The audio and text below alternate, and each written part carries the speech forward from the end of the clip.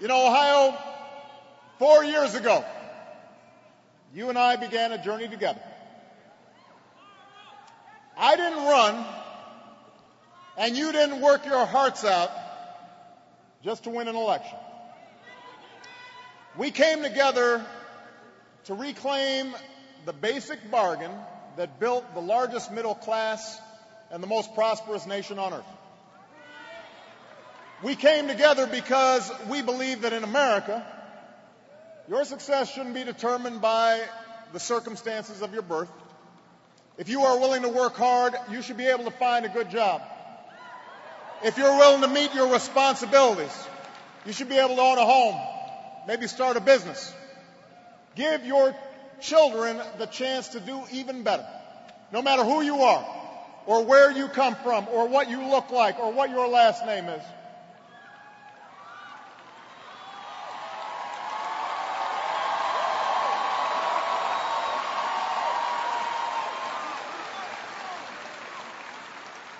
We believe the free market is one of the greatest forces for progress in human history, that businesses are the engine of growth, that risk takers and innovators should be rewarded. But we also believe that at its best, the free market has never been a license to take whatever you want, however you can get it, that alongside our entrepreneurial spirit and our rugged individualism, America only prospers when we meet our obligations to one another and to future generations.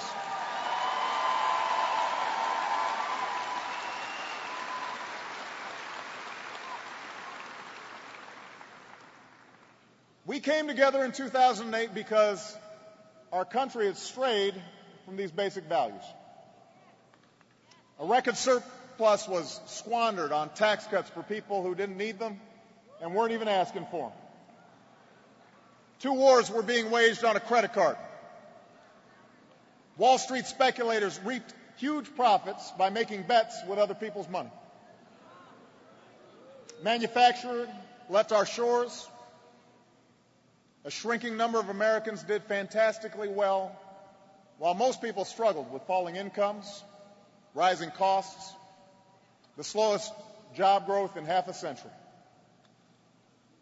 It was a house of cards that collapsed in the most destructive crisis since the Great Depression. In the last 6 months of 2008, even as we were campaigning, nearly 3 million of our neighbors lost their jobs. Over 800,000 more were lost in the month I took office alone. It was tough. But I tell you what, Ohio, the American people are tougher.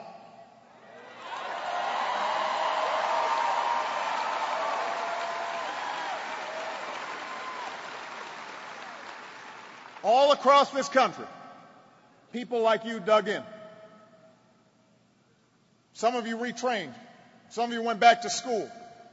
Small business owners cut back on expenses but did everything they could to keep their employees. Yes, there were setbacks. Yes, there were disappointments. But we didn't quit. We don't quit. Together, we're fighting our way back.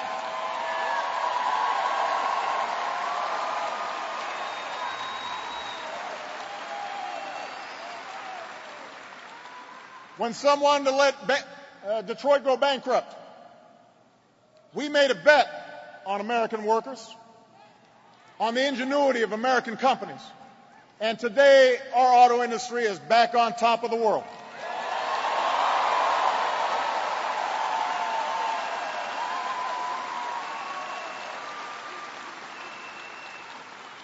Manufacturers started investing again, adding jobs for the first time since the 1990s. Businesses got back to the basics. Exports surged. And over 4 million jobs were created in the last 2 years, more than 1 million of those in the last 6 months alone.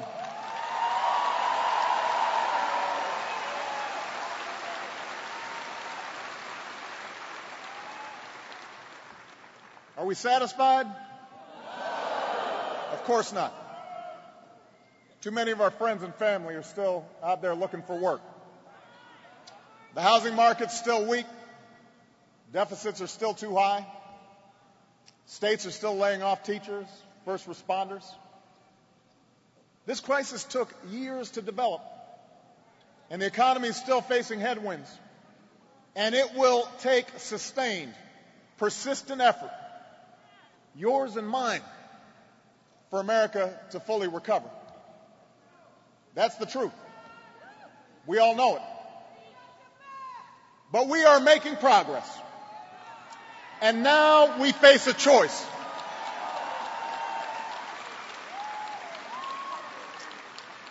Now we face a choice, Ohio. Thank you.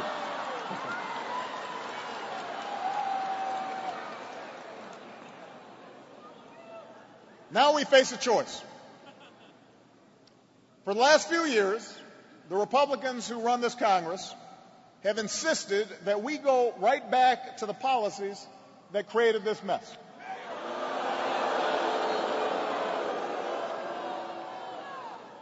But to borrow a line from our friend Bill Clinton, now their agenda's on steroids. This time they want even bigger tax cuts for the wealthiest Americans.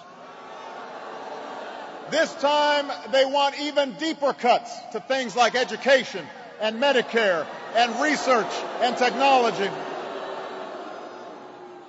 This time they want to give banks and insurance companies even more power to do as they please. And now, after a long and spirited primary, Republicans in Congress have found a nominee for president who's promised to rubber stamp this agenda if he gets the chance. Ohio, I tell you what, we cannot give him that chance. Not now. Not with so much at stake. This is not just another election. This is a make or break moment for the middle class, and we've been through too much to turn back now.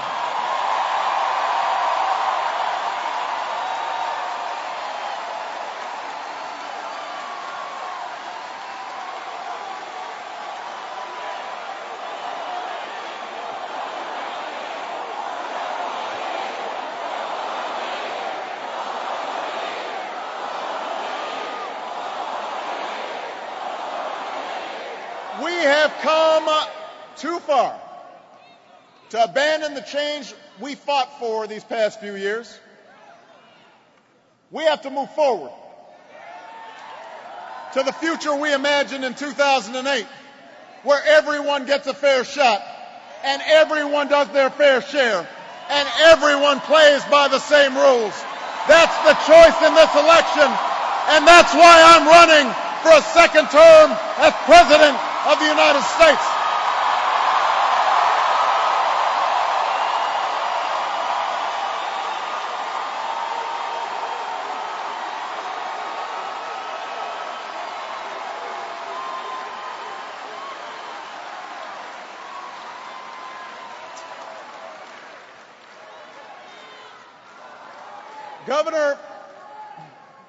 Governor Romney is a patriotic American who's raised a wonderful family, and he has much to be proud of. He's run a large financial firm, and he's run a state. But I think he has drawn the wrong lessons from those experiences. He sincerely believes that if CEOs and wealthy investors like him make money, the rest of us will automatically prosper as well. You know, when a woman in Iowa shared the story of her financial struggles, he responded with economic theory. He told her, our productivity equals our income. Well, let me tell you something. The problem with our economy isn't that the American people aren't productive enough. You've been working harder than ever. The challenge we face right now, the challenge we faced for over a decade, is that harder work hasn't led to higher incomes. It's that bigger profits haven't led to better jobs. Governor Romney doesn't seem to get that.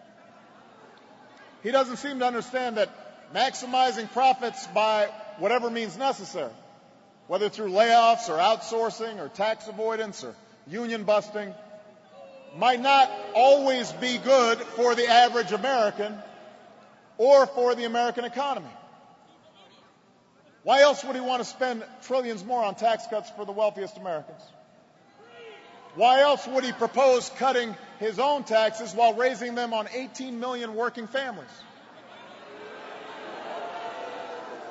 Why else would he want to slash the investments that have always helped the economy grow? But at the same time, stop regulating the reckless behavior on Wall Street that helped the economy crash. Somehow, he and his friends in Congress think that the same bad ideas will lead to a different result.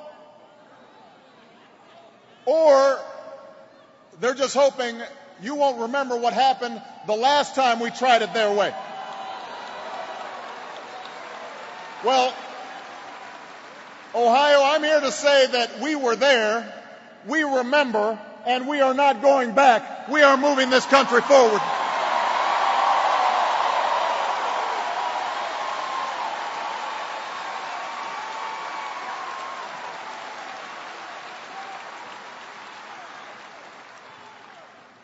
Look, we want businesses to succeed. We want entrepreneurs and investors rewarded when they take risks, when they create jobs and grow our economy. But the true measure of our prosperity is more than just a running tally of every balance sheet and quarterly profit report. I don't care how many ways you try to explain it. Corporations aren't people. People are people.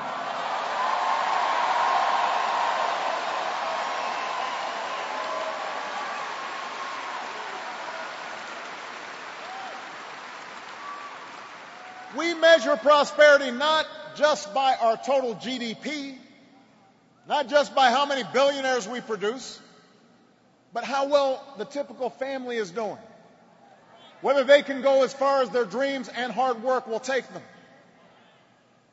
And we understand that in this country, people succeed when they have a chance to get a decent education and learn new skills. And by the way, so do the businesses that hire them or the companies that they start.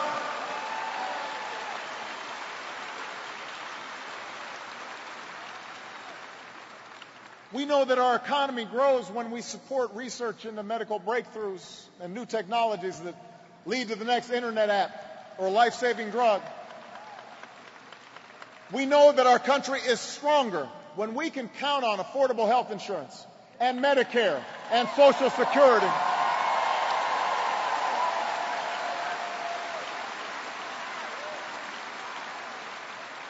When we protect our kids from toxic dumping and mercury pollution, when there are rules to make sure we aren't taken advantage of by credit card companies and mortgage lenders and financial institutions. And we know these rules aren't just good for seniors or kids or consumers, they're good for business too. They're part of what makes the market work. Look, we don't expect government to solve all our problems, and it shouldn't try. I learned from my mom that no education policy can take the place of a parent's love and affection. As a young man, I worked with a group of Catholic churches who taught me that no poverty program can make as much of a difference as the kindness and commitment of a caring soul. Not every regulation is smart. Not every tax dollar is spent wisely. Not every person can be helped who refuses to help themselves. But that's not an excuse to tell the vast majority of responsible, hardworking Americans you're on your own. That unless you're lucky enough to have parents who can lend you money, you may not be able to go to college.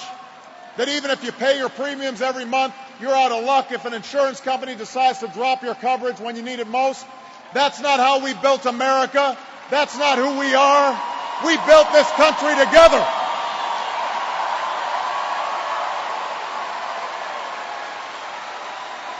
We built this country together.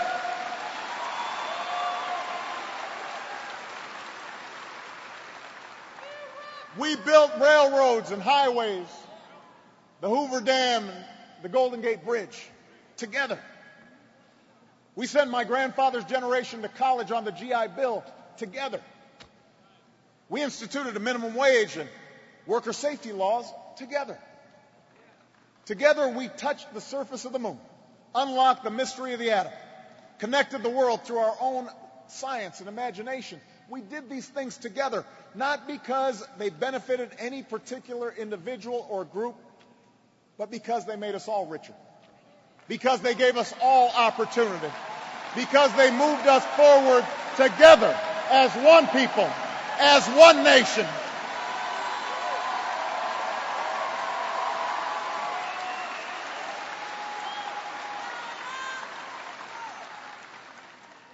That's the true lesson of our past, Ohio.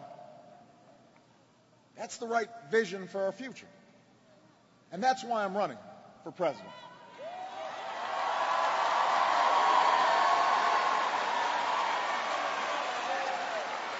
I'm running to make sure that by the end of the decade, more of our citizens hold a college degree than any other nation on earth.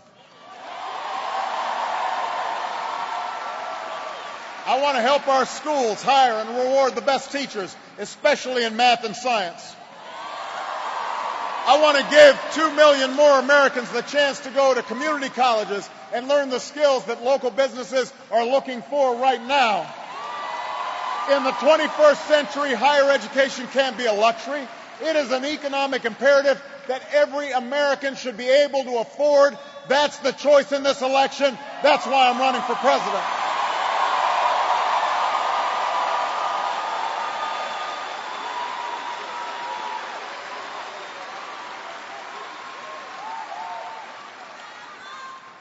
I'm running to make sure the next generation of high-tech manufacturing takes root in places like Columbus and Cleveland and Pittsburgh and Richmond. I want to stop rewarding businesses that ship jobs and profits overseas and start rewarding companies that create jobs right here in the United States of America. That's the choice in this election.